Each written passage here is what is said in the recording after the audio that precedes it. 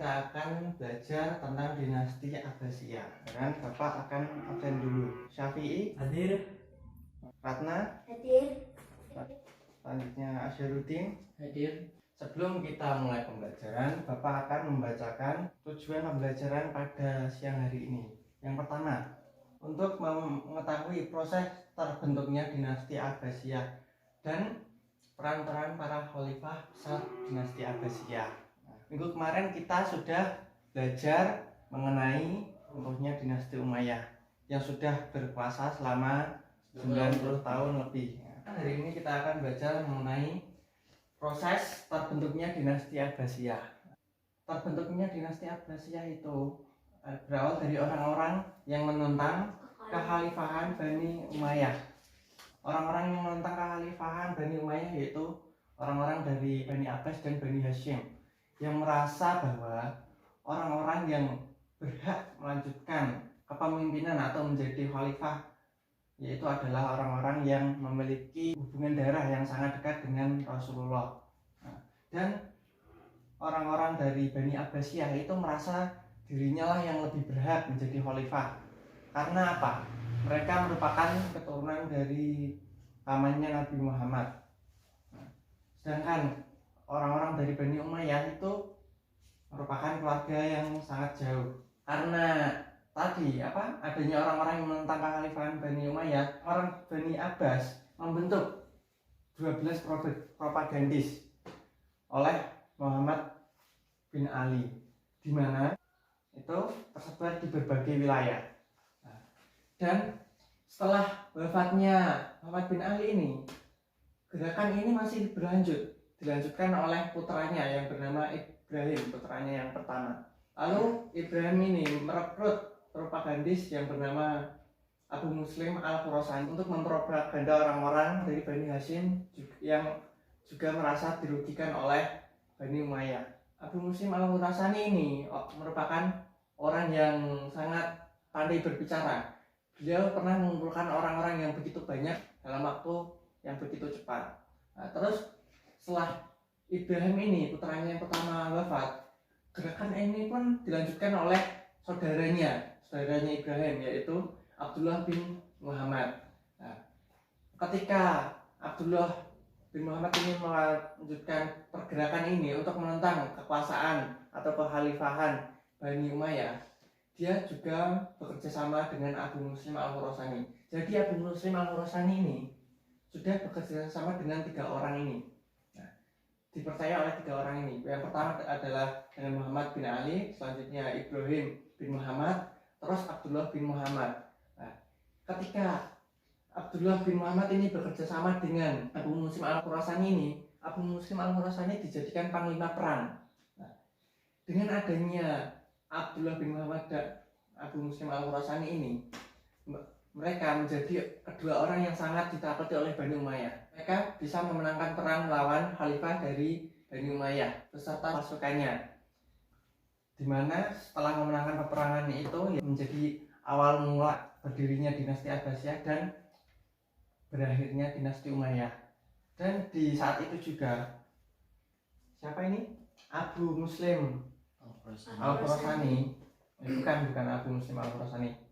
Abdullah bin Muhammad ini menjadi khalifah pertama pada dinasti Abbasiyah. Terus selanjutnya khalifah besar dinasti Abbasiyah. Khalifah dinasti Abbasiyah itu ada banyak, tapi ada beberapa khalifah yang sangat terkenal pada kala itu.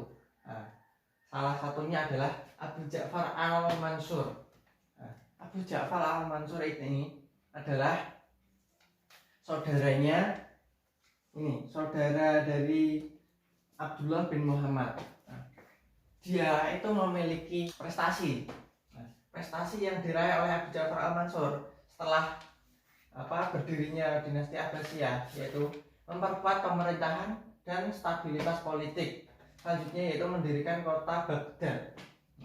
Kota Baghdad itu kota yang sangat besar dan berbentuk seperti kolosium, bukan kolosium, berbentuk melingkar. Ilustrasinya bisa kalian lihat di gambar di HP kalian yang sudah Bapak send di grup WhatsApp. Terus prestasi yang ketiga yang diraih oleh Abu Ja'far Al-Mansur yaitu mengembangkan ilmu pengetahuan. Nah, jadi pada masa-masa Abu Ja'far Al-Mansur ini ilmu pengetahuan itu meraih masa keemasan. Selanjutnya Khalifah besar dinasti Abbasiyah yang kedua, yaitu Harun Ar-Rasyid. Dia ini meneruskan jabatan kekhalifahan setelah meninggalnya Abu Ja'far Al-Mansur. Beliau meninggal ketika melakukan perjalanan ke Mekah untuk melaksanakan ibadah haji. Harun Ar-Rasyid ini menjabat sebagai khalifah dari tahun 170 sampai 193 Hijriah atau 786 sampai 809 Masehi. Prestasi yang diraih oleh Harun Ar-Rasyid ini adalah mewujudkan keamanan, kedamaian, serta kesejahteraan rakyat. Jadi rakyat-rakyatnya itu makin sejahtera. Terus selanjutnya, prestasinya yang kedua adalah menghiasi kota Baghdad dengan berbagai bangunan yang megah. Sampai-sampai kota Baghdad ini diabadikan dalam cerita 1001 malam sebagai kota impian. Terus yang ketiga yaitu mendirikan Baitul Hikmah. Baitul Hikmah ialah sebuah perpustakaan karena berkembangnya ilmu pengetahuan oleh Abu Ja'far tadi, yaitu kan tadi prestasinya yang ketiga adalah mengembangkan ilmu pengetahuan. Selanjutnya Harun Ar-Rasyid ini mendirikan Baitul Hikmah karena di sana itu berkembang pesat ilmu pengetahuan. Jadi dia menciptakan Baitul Hikmah sebagai perpustakaan. Selanjutnya memberikan tunjangan lebih kepada para ilmuwan.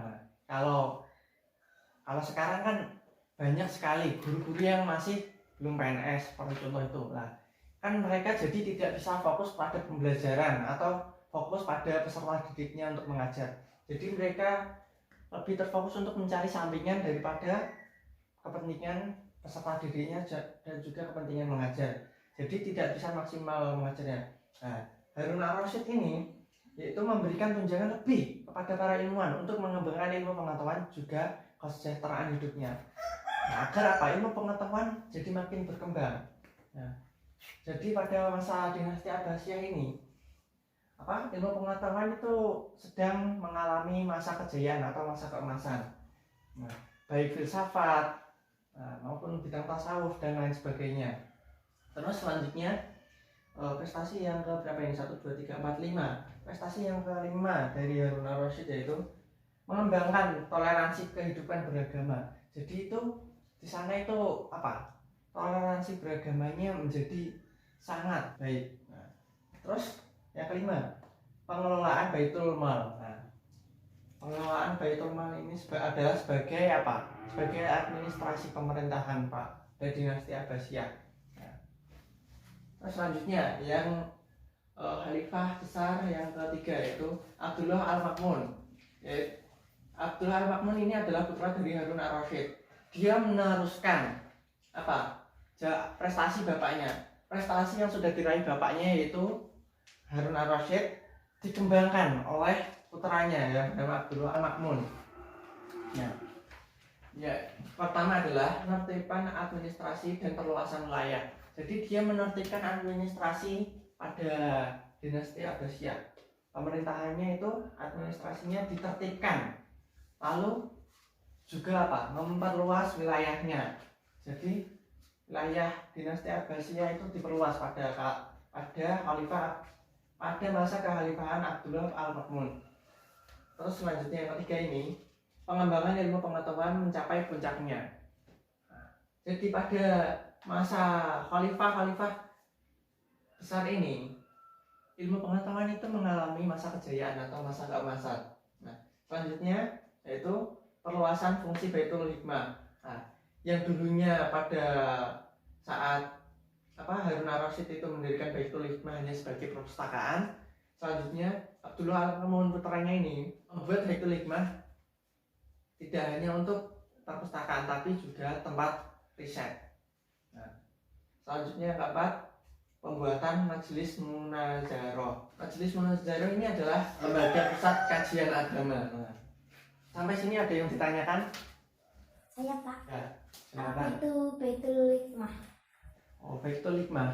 Baitul Hikmah adalah tempat di di mana di situ terdapat banyak buku-buku atau saat ini bisa disebut sebagai perpustakaan. Ada yang ditanyakan lagi? Ya, silakan. Apa perbedaan presiden dengan khalifah? Presiden dan khalifah. Nah, kalau khalifah itu orang yang memimpin umat Islam pada kala itu, memimpin semua umat Islam pada saat itu khalifah. Ya, sama-sama pemimpin tapi beda. Kalau presiden itu orang yang memimpin suatu negara, tapi itu memimpin semua orang yang berada di negara itu, baik agama Islam maupun agama lain. Nah, kalau khalifah itu hanya orang yang memimpin orang-orang yang beragama Islam. Nah, dia memimpin orang-orang Islam pada saat itu. Dan semuanya, semua orang Islam, tidak hanya orang Islam yang di sana, tapi semua orang Islam. Nah, itu khalifah ya. Selanjutnya adalah sesi game. Kita akan bermain game ya, biar nggak bosan. Nanti yang kalah akan mendapat punishment atau hukuman. Nah, silakan Bapak putar ya. Kalian sini, duduk sini. Oh, ya. Nanti yang mendapatkan apa ini? Tutup hitam sampai 3 kali itu berarti kalah ya. Silakan putar dulu. Ya, arah kamu, berarti kamu sudah kalah 1. Selanjutnya kamu. 1. Ya, 2 ya, terus kamu lagi. Yang mendapatkan tutup hitam lah, berarti kamu yang kalah. Jadi yang menang mendapat hadiah 2 permen. Selanjutnya kamu. Yang kalah mendapatkan punishment. Sini berdiri. Ayo. Punishmentnya ini ngambil salah satu soal di antara keempat itu, mengambil salah satu dan silahkan menjawab soal seperti itu. Bisa dibacakan soalnya. Karakter seperti apa yang bisa kita pelajari dari Khalifah Al-Mansur? Nah, karakter seperti apa yang bisa kita pelajari? Tegas, bijaksana, alim, berpikiran maju, baik budi dan pemberani. Ya, Abu Ja'far Al-Mansur itu merupakan orang yang tegas, baik, bijaksana. Karena kamu menjawab benar, jadi kamu juga mendapatkan hadiah. Nih, permen. Nah, ya, duduk kembali. Terima kasih. Nah, selanjutnya bisa dibuka halaman 20. Nah, itu dikerjakan minggu depan, dikumpulkan ya, dikerjakan di rumah. Terima kasih untuk pembelajaran pada siang hari ini. Terima kasih atas keaktifan semua peserta didik. Terus karena saat ini sedang ada wabah corona yang sangat membahayakan, jadi jangan kemana-mana, tetap di rumah, jangan lupa ibadah karena ini bulan puasa ya. Kita sebagai umat Islam itu wajib hukumnya berpuasa. Puasa itu merupakan rukun iman yang berapa? 3. Hah? Rukun iman apa rukun Islam? Bapak salah untuk didengarkan. Tapi Bapak coba tes kalian berarti kurang fokus. Puasa itu merupakan rukun Islam yang berapa? 4. Terima kasih untuk pembelajaran pada siang hari ini dan wassalamualaikum warahmatullahi wabarakatuh. Waalaikumsalam warahmatullahi wabarakatuh.